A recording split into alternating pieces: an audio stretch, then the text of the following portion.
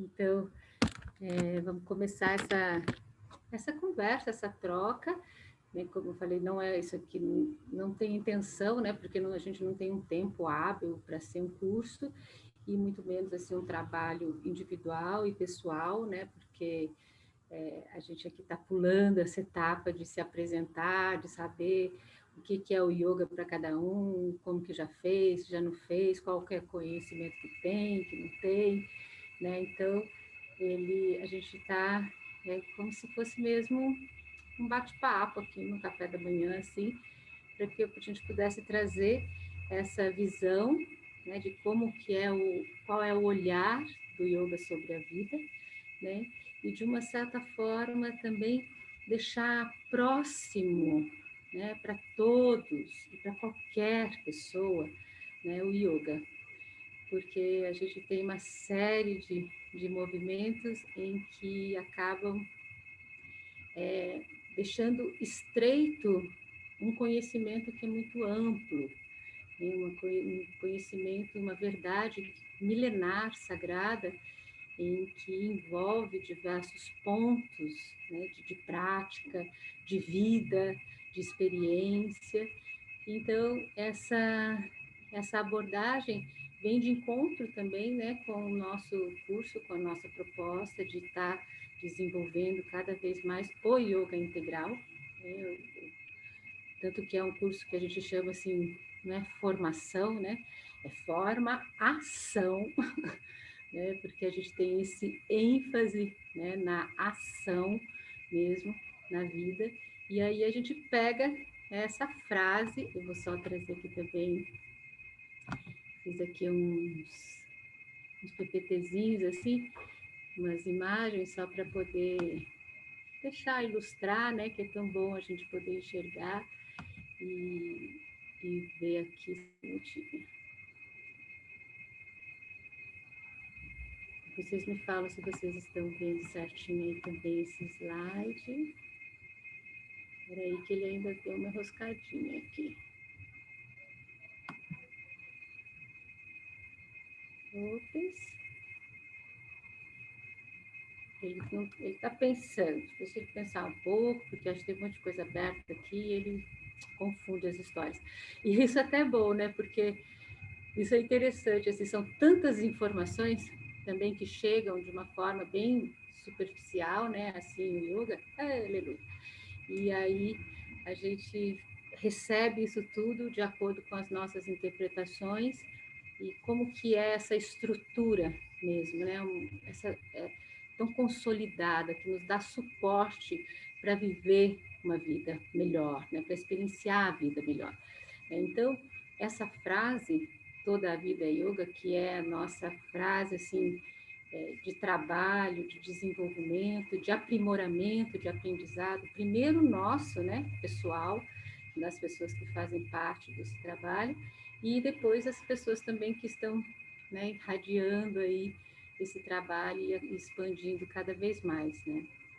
E essa frase vem de Sri Aurobindo, que também não é a intenção nesse encontro falar de toda maestria, de toda a força, né, desse Sri Aurobindo, que trouxe o yoga integral, que tem, assim, muitos livros, muito conhecimento, para a gente poder mergulhar. E o nosso curso, ele é todo feito, né, a gente pega toda a tradição do yoga, os pontos principais tradicionais do yoga, e traz a visão de síntese, a visão revolucionária que Sri Aurobindo traz para esse yoga contemporâneo do agora, né, da necessidade urgente de viver o estado de yoga. Então, dentro dessa frase, quando a gente olha para ela, né, simples, assim, né, toda a vida é yoga. Aí a gente já tem três contextos aí gigantes, né? Primeiro, o que é a vida? O que é a vida? Segundo, o que é o yoga? E segundo, o que é o todo que envolve isso, né?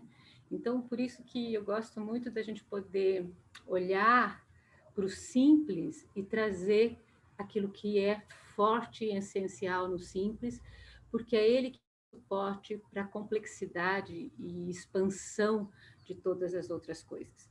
Então, quando a gente olha, né, para a vida, a gente percebe que nós aqui, ó, tá vendo esse serzinho ali individual, né, que nasce nessa terra, né, nesse planeta Terra, dentro desse contexto cósmico, né, que é muito importante a gente saber exatamente, né, onde nós estamos. Esse é um dos princípios fundamentais do yoga, que a gente vai carregando e construindo e identificando isso mesmo, né? O que é que a gente, onde a gente está de fato, onde estão os nossos pés, o que é que a gente está fazendo, né? Então, nós, seres individuais, nascemos aqui nesse planeta Terra e a nossa vida, desde a hora que a gente nasce, né, a gente está recebendo informações e de diversas formas, seja dos nossos pais, seja da nossa família, da escola, da cultura, do país,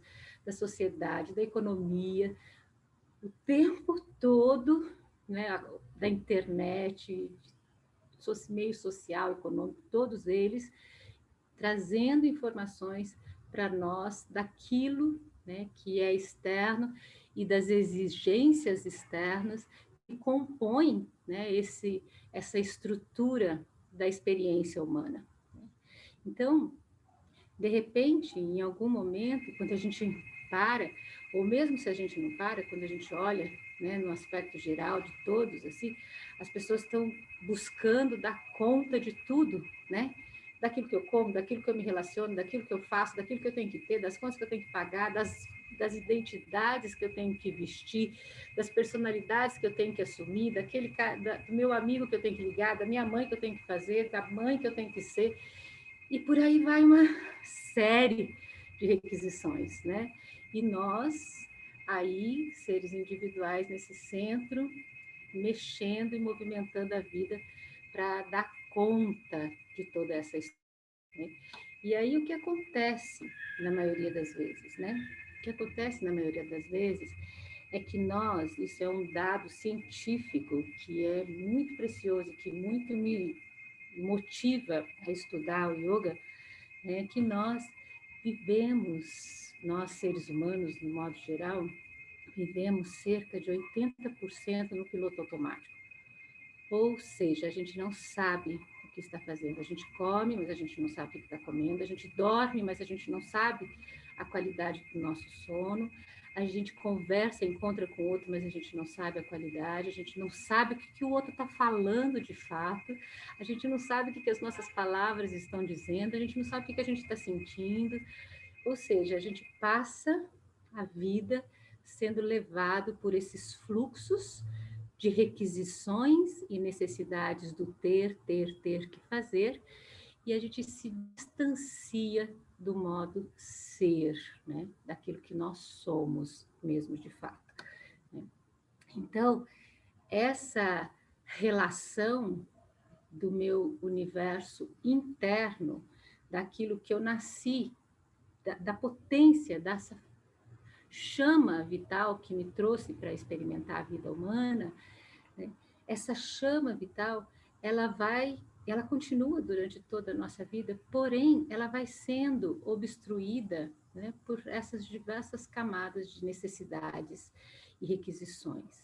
E a nossa relação do universo interno, daquilo que eu sou, com o meu universo externo, ela é feita pelos nossos sentidos, né? É através dos nossos sentidos, da nossa visão, da nossa escuta, do nosso cheiro, da nossa boca, do nosso tato, do nosso corpo, que eu me comunico, que me relaciono e que eu recebo essas informações.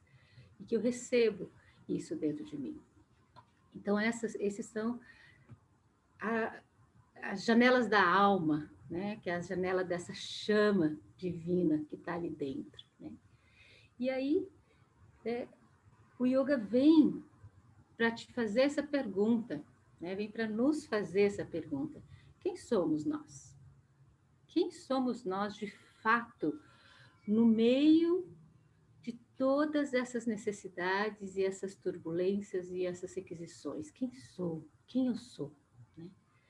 E quando eu começo a olhar para mim, com essa busca e com essa necessidade, porque isso, isso muitas vezes, né, esse olhar assim que essa necessidade de saber de fato quem somos nós, geralmente ela vem com uma certa desconforto interno. Começa algo, a gente deixa de viver nesse piloto automático, e quando a gente está vivendo no piloto automático, a gente nem sabe se é bom, se é ruim, se é bom, se é ruim, se é isso, a gente simplesmente faz. Só que se chega a determinados momentos na nossa vida, né, muitas pessoas começam a ter um certo desconforto na cadeira da vida. Começa a ficar um pouco, sabe, aqui não está tão bom, né? Aqui não está tão bom, ou senão aqui pode melhorar. Ou tem coisa que eu preciso, tô sentindo, né? A gente diz isso, que tem um chamado interno que fica mexendo as nossas energias internas para que a gente possa sair daquele lugar estreito e investigar isso. Quem sou eu de fato?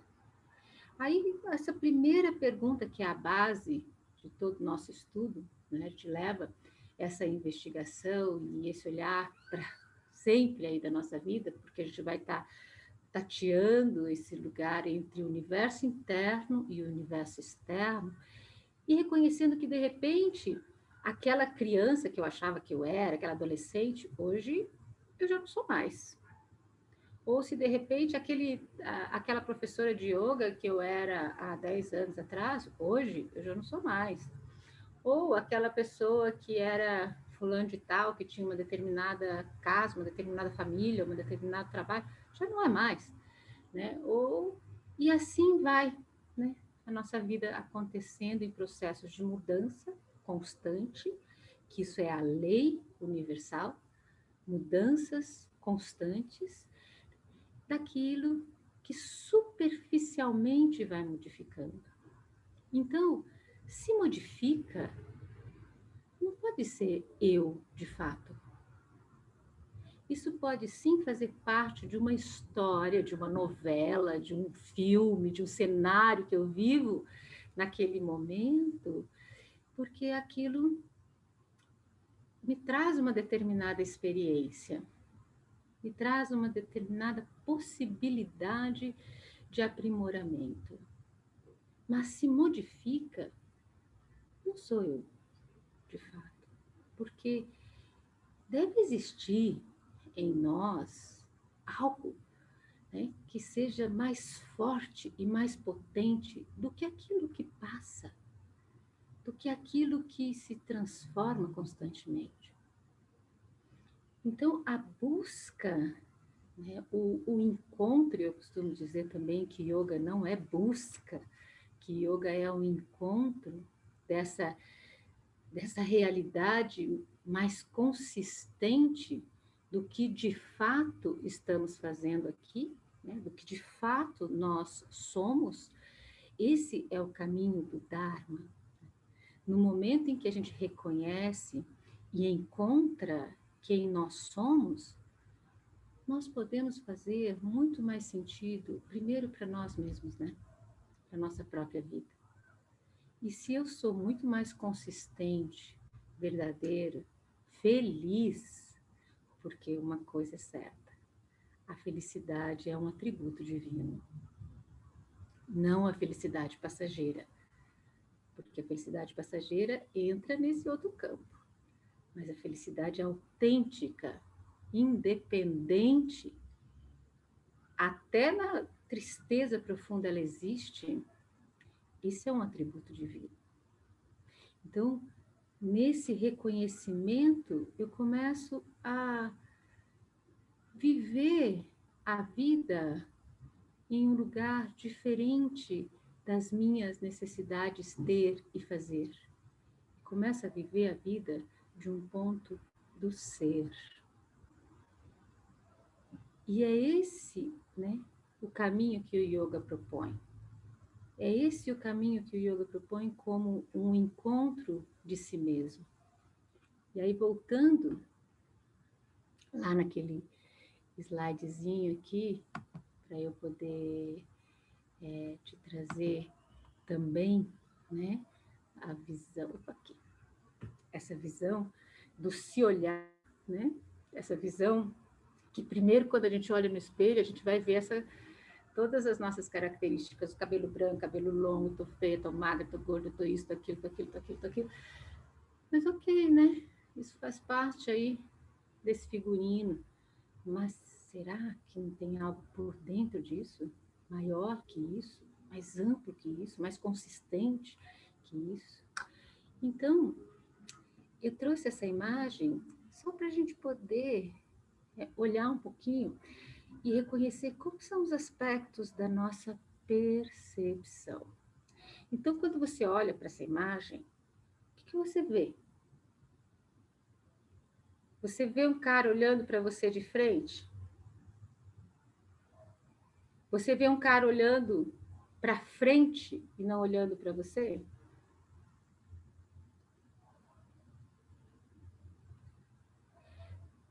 Percebe se você consegue perceber a partir do lugar em que você vê coisas diferentes numa determinada imagem.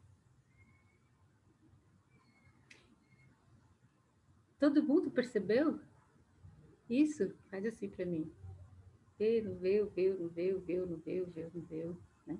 Que tem 2 ou 3 ângulos de visão. Aonde você olha, você pode ver de um jeito, e você olha de um outro jeito, você vê de outro, e você olha de outro, vê de outro, né? Então, o que é isso? Isso é a capacidade de enxergar, é a capacidade de perceber, é a possibilidade de olhar. Porque a gente fala, todo mundo fala bastante dessa frase, né, de expansão da consciência. Expansão da consciência é maravilhoso, assim, mas dando suporte para esse expansão, o que é a expansão da consciência, é a expansão da percepção, a expansão da visão, a expansão de todas as consciências que envolvem a nossa experiência vital. Então, nós estamos aqui para experimentar essa vida humana, que a gente está falando sobre ela, e agora eu vou trazer esse outro aqui, né? Para trazer mais uma vez, diante disso que eu estou dizendo, a relação da ampliação da percepção de quem somos nós de fato, como experiências humanas. Então, o yoga olha o ser humano como um ser multidimensional. O que é um ser multidimensional? Né? Multidimensões, diversas camadas de nós mesmos. E isso é muito simples, não tem nada de complicado, porque é bem simples, você vai ver. Vou te trazer bem simples isso, assim, porque isso é uma das coisas que a gente fala, por que o yoga é completo? Por que o yoga é para todo mundo? Por que o yoga funciona para tudo e para todos? Porque ele tem uma visão muito complexa, ele tem uma visão muito ampla, uma visão muito estruturada daquilo que é o ser humano.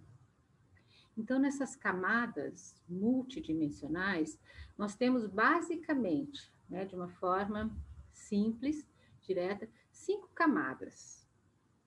Nós temos a primeira camada, que é essa que é mais, a gente vai sempre partir, assim também é no yoga, no nosso estudo de ampliação da percepção, de autotrabalho, sempre do denso, daquilo que é mais estruturado, daquilo que é mais fácil da gente perceber, daquilo que é mais fácil da gente tocar, para então entrar nas dimensões mais sutis, nas camadas mais que a nossa visão, por exemplo, não enxerga, mas elas existem.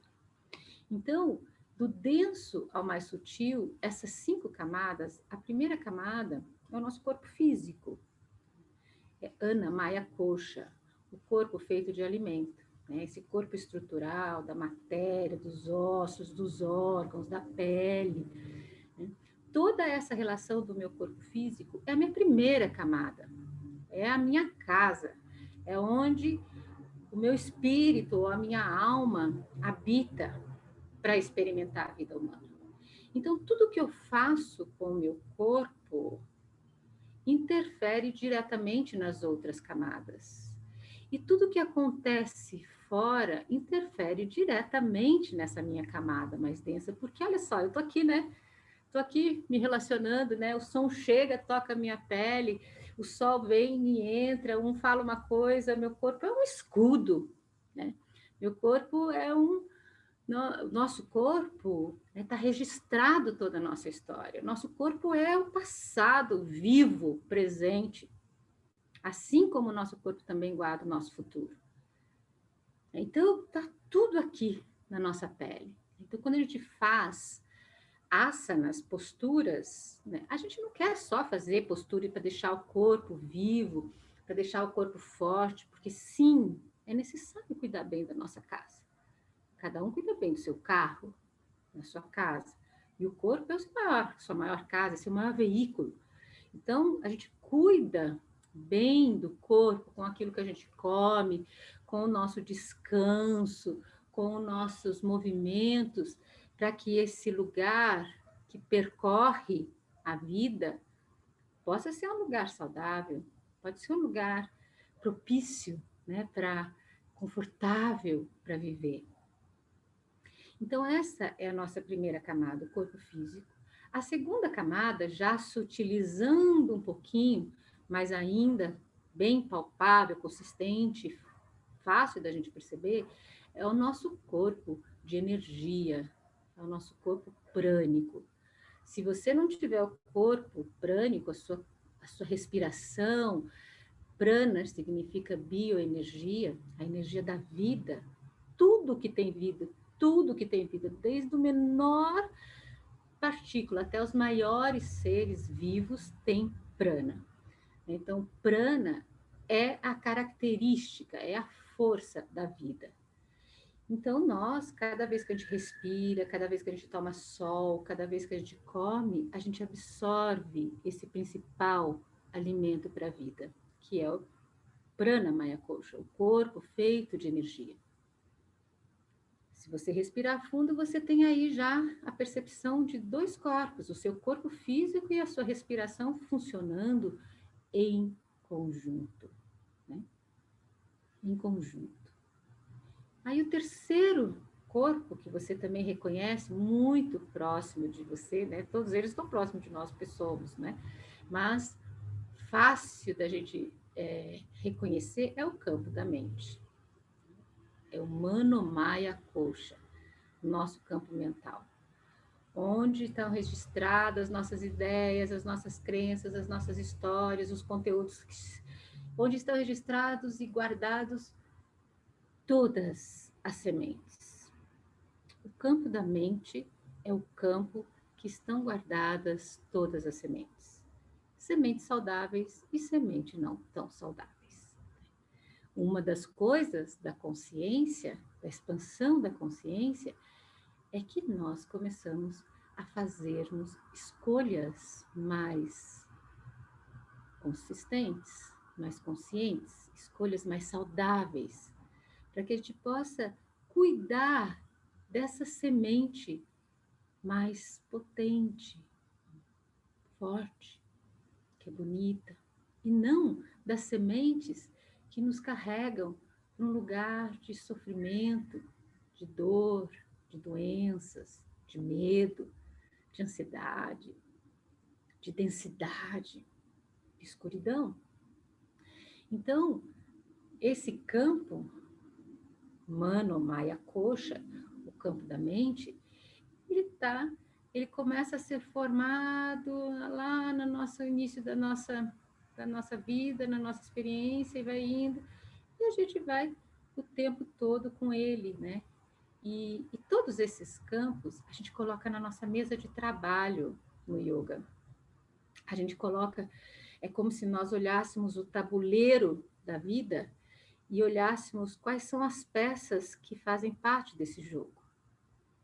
Então, a gente tem o nosso corpo físico, o nosso corpo de energia, onde estão contidos os chakras, né? Os chakras são feitos dessas energias condensadas, fechadas e circulares, que como redemoinhos, redemoinhos se concentram. Temos o nosso corpo mental, o nosso campo mental, onde estão plantadas todas as sementes, né? E aí a gente sutiliza mais um pouco essa camada e a gente encontra Vidyana Maya Kosha. Vidya é conhecimento. Vidyana Maya Kosha é o campo, o corpo de conhecimento, é o corpo de sabedoria. É onde a voz da intuição fala, é onde a gente recebe informação dessa força cósmica, desse ser maior, desse ser absoluto que está irradiando constante a sua presença, a sua força através de nós. Mas tem uma coisinha, né, muito interessante, assim, que para acessar, né, o campo de Vidyana Maya Kosha, esses campos, o campo da mente, ou melhor, o campo do corpo, o campo da energia e o corpo da mente, é necessário que haja uma purificação. É necessário que haja uma faxina na casa. É necessário que tire as ervas daninhas que nascem ali e obstruem e impedem que essa força, né, que essa beleza divina se manifeste com mais frequência na nossa vida, porque ela já se manifesta. E aí, depois, de uma forma mais sutil ainda, existe então o quinto corpo, que é o corpo de Ananda Maya Kosha. Ananda significa deleite, bem-aventurança.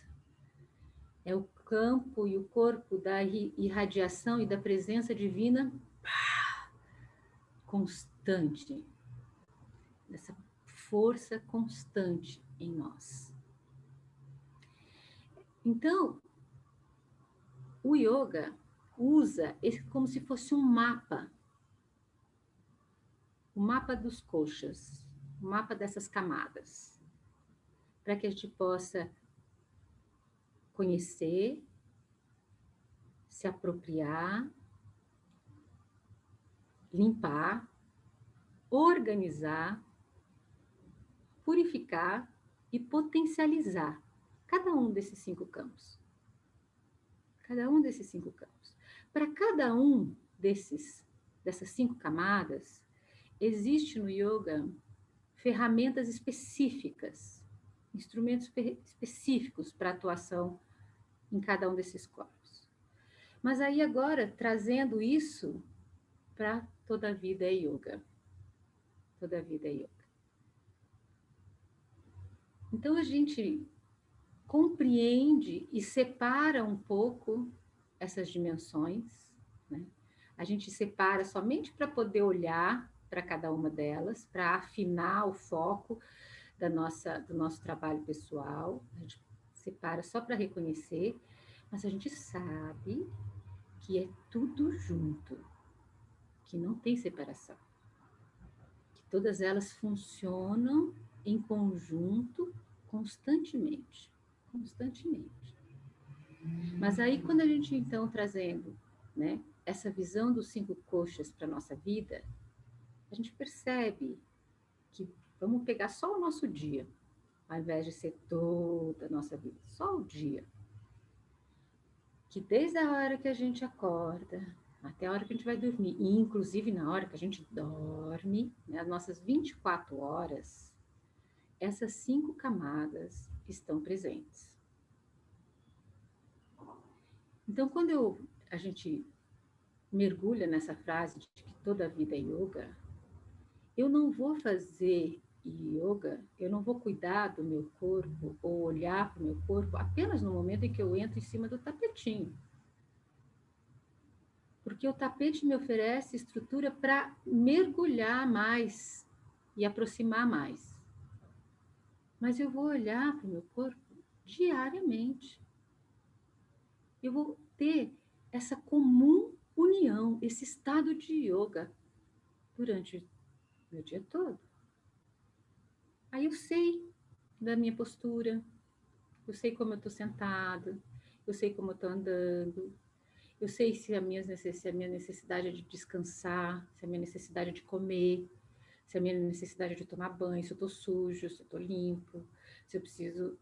Eu dou suporte com um olhar que sabe e principalmente se torna responsável pelo seu corpo, pela sua casa. E a mesma coisa é com todos os outros corpos. Então, todos os outros corpos estão constantemente ao longo do nosso dia a dia, na vida, em movimento, em vida, em experiência. Então, yoga, além, né, de ser um sistema prático, ele é filosófico, ele é poesia, ele é arte. Por quê? Porque ele é expressão. Ele é o encontro da expressão de cada um de nós, na vida manifesta. E aí, nessa colocação de ser a expressão, voltando para esse desenho aqui que está lá na nossa apostila, né, como representação, porque a gente tem muitos símbolos e também não vou conseguir explicar todos, mas olhando só para essa imagem a gente consegue perceber, né, que nós somos seres de muitas ondas, de muitas frequências, de muitas vibrações, de muitas cores, de muita beleza, né, de muitos movimentos acontecendo, de uma dança maravilhosa, né, uma dança atômica dentro do nosso corpo, em constante entre preenchimento, espaço vazio, preenchimento, espaço vazio, acontecendo nessa dança. E aqui, ó, eu quero trazer esse símbolo aqui para vocês, que é essa estrela, que é o símbolo também que Sri Aurobindo usa muito, né, mostrando o quê? Que esse triângulo descendente representa a força desse divino maior, desse absoluto mais alto, condensando, se apertando, espremendo assim para adentrar o corpo material, para adentrar o embrião, lá naquele início, onde todos nós nascemos. Então, essa energia que não tem forma, essa energia que é o infinito, que é amplo, que a gente não consegue definir, que a gente não consegue mensurar, porque a nossa mente é limitada, ela se condensa e ela se aperta e ela entra no embrião. E durante todo o nosso processo de vida, essa energia que desceu, né, ela começa um processo de ascensão, que é representado por esse triângulo que vai para cima, que ascende, que sai das camadas mais densas, mais apertadas, mais estreitas, para retornar em direção a essa amplitude, a essa força maior, né? A essa união maior. Então, quando a gente fala de yoga, que yoga é união, né, nós falamos de que yoga é divinizar a vida humana. Essa é uma frase de Sri Aurobindo também. O que é divinizar a vida humana? É trazer para o nosso dia a dia, é fazer as coisas a partir desse divino, é olhar para as coisas a partir desse divino, é manifestar as coisas a partir desse divino, é ir se desfrutando dessa beleza, dessa comunhão com essa luz maior, mais consciente que habita em nós. Então, o Sri Aurobindo traz essa cosmovisão, essa visão cósmica, essa visão ampla, né, do ser humano. E aí essa frase que eu falei para vocês, que a gente gosta muito também de trazer, né? Ao chamado do alto, a resposta de dentro. porque essa força maior também é uma força de atração, de constante movimento, porque só se pensar na semente, pensa na semente. A semente está lá apertadinha, espremida, pequenininha. E o sol, e a chuva, e o vento, e a terra nutre essa semente para aquilo que está dentro dela, que tem uma potência para manifestar algo. Você acha que a semente sabe que ela vai ser uma árvore? Ela não sabe, mas ela faz o que tem que ser feito. Isso é o Dharma. Então, ela está lá recebendo essa luz e essa força que vem de fora, e essa semente começa então a germinar, ela começa a sair para fora, e ela vai continuando o seu caminho da experiência da vida como um ser vivo, até ela se transformar então numa árvore. Então, é assim também no ser humano como potência que nós carregamos. Né? Shri Aurobindo coloca, não só Shri Aurobindo, como os yogas tradicionais também milenares, que essa potência do divino está no nosso coração, que é a sede do nosso Anahata Chakra. Por isso que a distância mais difícil do ser humano percorrer é 20 centímetros, da mente para o coração. E aí, selando ao chamado do alto, a resposta que vem de dentro, que é essa força de vontade que eu falei no início, aquele lugar desconfortável de querer avançar, de querer algo mais, de ter essa força, a energia da força, da vitalidade surgindo. Ao chamado de dentro que quer a resposta do alto, a resposta dessa força que está disponível para nós, que é presente em nós. E aí dentro disso, então, quando a gente fala de yoga integral também, né, nós estamos trazendo o que é, né, yoga integral. Pegando essa palavrinha, integral, né, é a junção, é a união. Nada fica de fora, nada fica de fora. Né?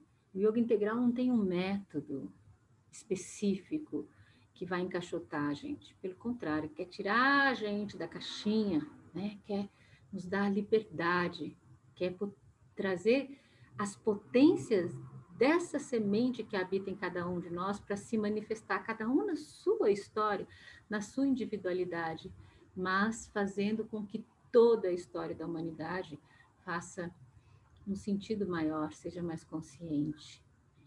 Então, quando nós falamos de yoga integral, a gente parte desse princípio da integralidade do ser. O ser como corpo, o ser como energia, o ser como mente, o ser como intuição, o ser como fonte divina. Esse é o princípio. E é esse princípio que avança na descoberta e no fortalecimento desses aspectos superiores através desses conhecimentos. E aí ele envolve o conhecimento de Jnana Yoga, que está aqui. Jnana Yoga é o yoga do conhecimento, é aquele yoga que estuda, é aquele yoga que lê, é o yoga filosófico, mas que não é só yoga filosófico, porque só a filosofia vai te levar para um lugar. Então, essa integralidade envolve e pega aquilo que há de essencial em todos os yogas, que é o contato com essa dimensão maior. Então, Bhakti Yoga, que é o yoga da devoção, que é o yoga da entrega, que é o yoga do ser, do sim, eu confio, sim, eu confio, é o yoga da reverência, é o yoga do agradecimento. Então, no momento em trazendo para a nossa vida diária, sempre também, né? Por exemplo, no momento agora que eu reconheço, assim, que alegria a gente poder estar aqui nesse domingo, falando com diversas pessoas, você da sua casa, da minha casa, a gente poder falar sobre yoga, né? Isso acende aqui no meu coração um estado de graça, assim, sabe? Um estado de, obrigada, né? Obrigada. Então, isso é um estado de Bhakti Yoga, é um estado de entrega para essa força e de reverência para essa força. A prática do Karma Yoga é o yoga da ação, é o yoga da ação, é o yoga da Gita, onde a ação é direcionada para essa força e eu não fico nem contabilizando e nem esperando os resultados, mas eu faço o que tem que ser feito. Eu faço o que tem que ser feito. O Raja Yoga, que é o yoga da meditação, é o yoga da afinação mental, é o yoga da lapidação dos aspectos da mente. O Hatha Yoga, que é o yoga que equilibra as minhas polaridades através do movimento do corpo, que me traz harmonia, que me traz purificação das estruturas. E isso tudo, né? Isso tudo, ele vai buscar a base e a estrutura e o apoio do Tantra. Não o Tantra que a maioria conhece agora, deturpado, mas o Tantra em sua origem, onde a reverência é a força da mãe, é a força do feminino. Então, o Tantra teve muitas linhas, né? Mas o Tantra lá na sua origem, né? Trazendo de uma forma bem simples, né? O Tantrismo como a grande rede que mantém tudo conectado e que o que eu faço aqui tem um resultado lá e tem um resultado em outro lugar, né? E que essa rede é sustentado pela Shakti divina, pela energia feminina, que dá suporte para a criação de todo o campo manifestado, de todo o campo manifestado. Então, essa é a base de estrutura do yoga integral. E ele traz todo também o conhecimento do Vedanta, né? Tanto a parte prática dos ensinamentos, a parte filosófica que engloba, né, toda a relação do ser humano com o divino, as investigações e todas o conteúdo sagrado que o Vedanta traz para dar suporte para um entendimento daquilo que é criado, do Criador, da criação, de toda a estrutura cósmica que compõe aí a nossa experiência de vida. Então, vou fechar isso tudo que eu estou falando aqui, que são muita coisa, né? Então, assim, dentro, né, do que é que toda a vida é yoga e essa relação, né, fora toda a parte ética, moral, né, que a gente tem aí também como trabalho, como reconhecimento, né, essa necessidade de sermos mais éticos com a gente mesmo e isso poder ser levado para todos, né, na relação maior. Né? Então, o ser individual deve encontrar-se, encontrar a sua existência verdadeira. E isso ele só pode fazer indo para dentro, vivendo em seu interior e a partir desse seu interior. Por quê? Né? Porque todas as possibilidades do mundo no homem estão esperando como a árvore espera em sua semente.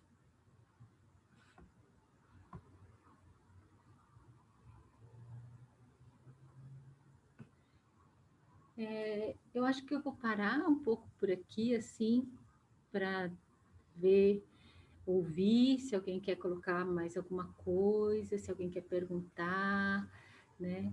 Prema também, né? Acrescentar aí, né?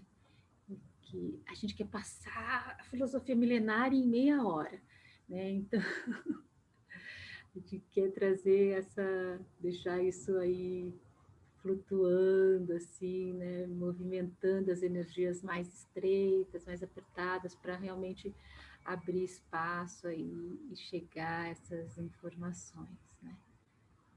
Prema, você quer falar mais alguma coisa? E aí depois a gente abre, se alguém quiser perguntar e trazer alguma relação.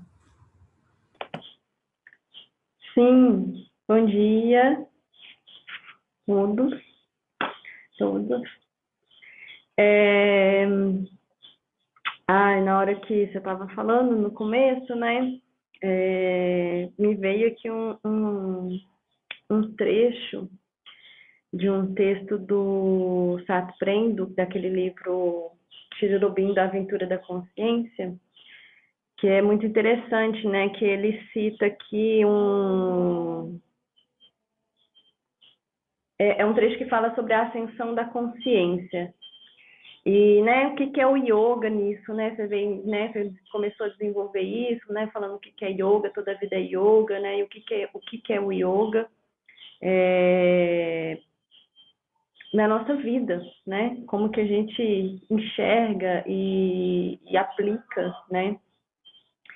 E aqui tem uma frase que fala assim que o verdadeiro sistema de yoga consiste em apanhar o fio de sua própria consciência. Eu gostei muito esse fio da sua própria consciência, porque a partir disso a gente consegue enxergar, eu acho que sim, para mim, pelo menos para mim, abre uma visão do que é esse todo, né? Esses fios entrelaçados de tudo que existe, né? Desses seres que você trouxe aí, o ser como um ser multidimensional, muito do que a gente ainda né, é um plano ainda invisível para a gente, né? A gente não tem ainda acesso a tudo que a gente né? Esse potencial, né? Essa semente que a gente nessa árvore, na verdade, né? A gente enxerga às vezes só uma casca da semente, às vezes a gente não consegue nem enxergar o que está dentro da semente ali, o miolo, e conseguir trazer isso, expandir a nossa percepção, a nossa mente, né?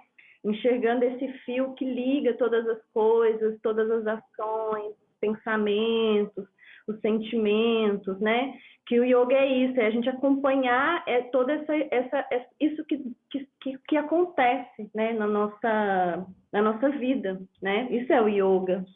Achei bem interessante, assim, simplificou bastante.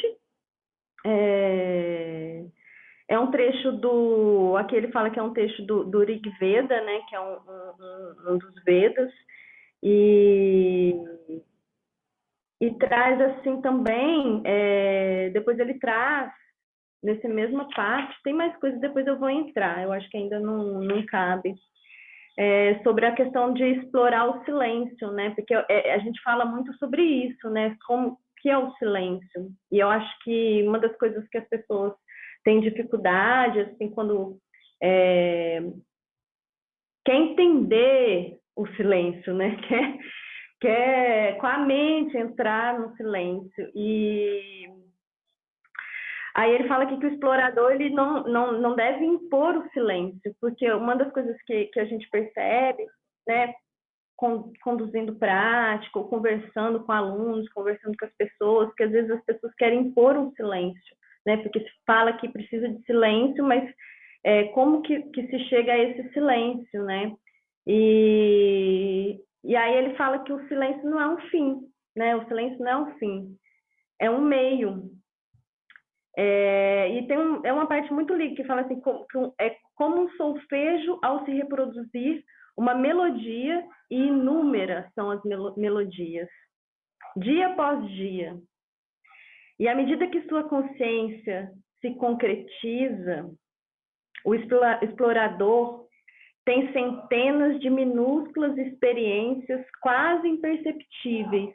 Eu gostei muito disso também, assim, dessas experiências do dia a dia, que se a gente não tiver atenta, né? A gente não percebe esses lampejos assim que acontecem, esses minutos, às vezes segundos de silêncio que vem uma uma luz ali, e que é dessas minúsculas experiências que brota o silêncio do alto.